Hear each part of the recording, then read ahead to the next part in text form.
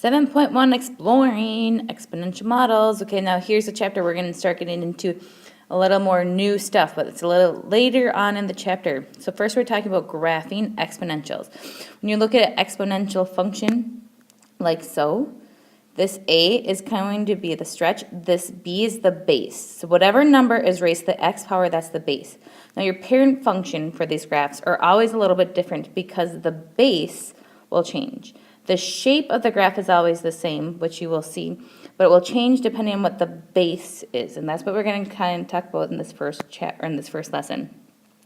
So when I'm graphing, so first you could plug this into your graphing calculator to look at what the table would be, but if we were going to figure out what our table is right away from the get-go, this is kind of like a parent function with a base of 2. Now, this transformation is going to be the same, just like all the other transformations. If there was a number with this x, it would move the points, usually that we're talking about left or right. If there was adding or subtracting out here, it would move the point up or down. So x, left or right, always opposite. K, up or down, always as shown. So in this case, what is the point we're talking about? So first, I did not move left or right at all. That's kind of always where you should start. Did I move left or right? I didn't move left or right. I'm going to put it in the middle. Put 0. Now if you think about this, any number raised to the 0 power is always going to be 1.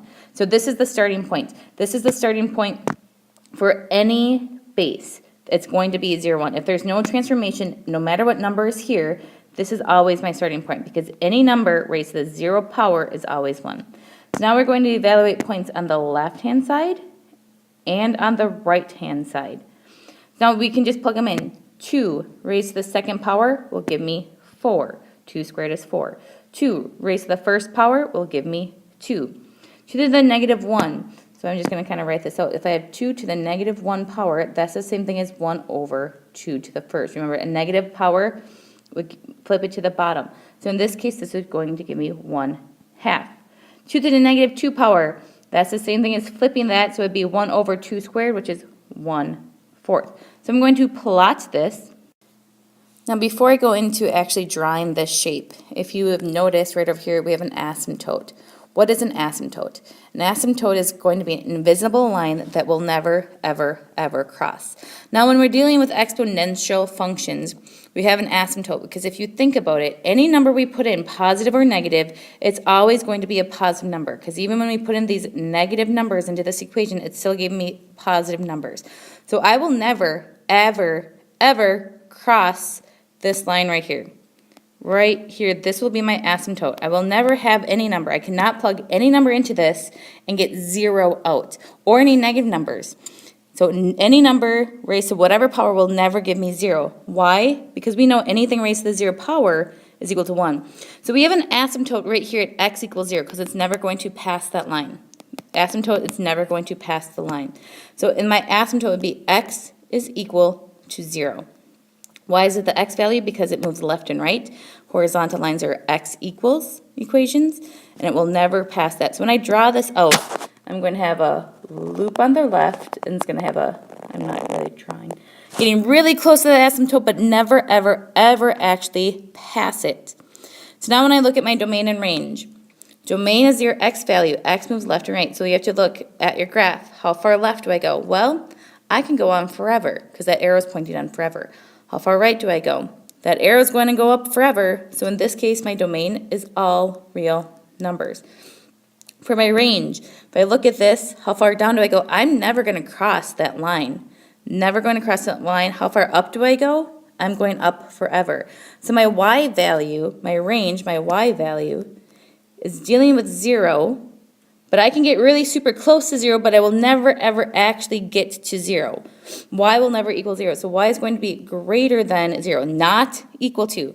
Y not equal to because we have this asymptote at x equals 0. So y also will not be 0 because of this asymptote. So that's my domain and range. Next equation, same type of thing. I'm going to make my table. Here, now if you notice, my base is 1/3. 1/3 base. So if I make my table, always plugging 0 in first because that's where my point. Any number raised to the 0 power is 1. And I'm going to plug in numbers on the left and numbers on the right. So that's my table. One thing, if you notice, if you do 1/3 raised to the -2, remember that would go to both. That's the same thing as 1 to the -2, which doesn't really change it, and 3 to the -2. That flip-flops it, so that's where the 3 squared becomes the 9. So if you notice, when my base is less than 1, it kind of flip-flops the fraction. So now I'm going to plot those points. Now if you look at those points again, I will also have an asymptote, because no matter what number I put into this equation, I will never reach 0, ever, ever. Y will never be equal to 0. There's no output that could make that 0. So again, my curve here goes up on the left and down on the right. So when I look at my domain, how far left can I go? Again, I can put any number in there. It's going to be keep on going. How far right do I go? Again, I can keep on going because there's an arrow. I can put any numbers into this. All real numbers. My range, how far down? Well, again, it's never going to cross this line. It can never cross this line. It's not going through the line. And I can go up forever. So y would be greater than, not equal to 0, because y can never be at 0. Your output will never be 0. Asymptote. Again, the horizontal line, it has an asymptote at x, and x would be equal to 0. So that means that you have an asymptote at x equals 0 because y will never be 0. I know that's confusing. That's kind of like, what? But yes, because x equals 0 is the asymptote because y will never be 0. You can try this C by yourself. Going into exponential growth and decay. So if you look at those two graphs, we have a growth and decay. So if you look back at the graph, the first one was a growth. What made it a growth? Because it went up on the right, and down on the left. So when x was getting larger, it was going up. When x was getting smaller, it was going down. Exponential decays. When x was getting larger, it was going down. But when x was getting larger, it was going up. So even though it kind of looks like it flips, there's no flipped here. We just started with a different base. So this is saying if, again, this is always if the a value, the stretch value is greater than 0. But if the base is greater than 1, it's going to be growth. It's always the number, the base is the number raised to the x. If b is in between 1 and 0, then it's going to be decay. So growth, decay. So now when I'm looking at functions and I want to identify the exponential growth or decay, this number is not going to affect it. It's always the number raised to the x. So this number is where you focus on. I look at this number. If it's greater than 1, it's going to be growth. If it's less than 1, it will be decay. This number is less than 1, so this will be a decay. And I also have to find the y-intercept. So y-intercept is when you plug 0 in for x. Remember, any number raised to the 0 power, so 0.95 raised to the 0 power will give me 1. 1 times 12 will give me 12. So my y-intercept would be 0, 1. The way I look at this, again, don't focus on the a value. That will change what the graph looks like. But the actual base where I'm starting from is this right here. So 2 is greater than 1, so in this case it would be growth. And if I plug 0 into the equation, I would get 0.25 out. Because 2 raised to the 0 power is 1, and times 0.25 will give me 2.25. So I want you to try C, E, and D. Now we have an actual equation here. This is where we find interest. A lot of times if you're going to plug some or put something into some sort of an account, or if you're looking at the decay of a car, this is the formula that we use. This is the how much your output, the amount after how much time. This is how much money you actually start with. This is your rate. Now, depending on if it's growth or decay, will change if you add or subtract. So you always start with 1, and then depending on what your rate is, you're either going to add or subtract. And t is the number of time. This will be an equation that you will have to memorize. When we're starting out, I'll have it on the board, but you will have to memorize this equation. So using that equation, a lot of times these are word problems. So you invest $100. So one thing I'm going to do is I'm going to label these things as I go. So that's my A. That's my initial amount. End of 6th grade, that really has something to do with it.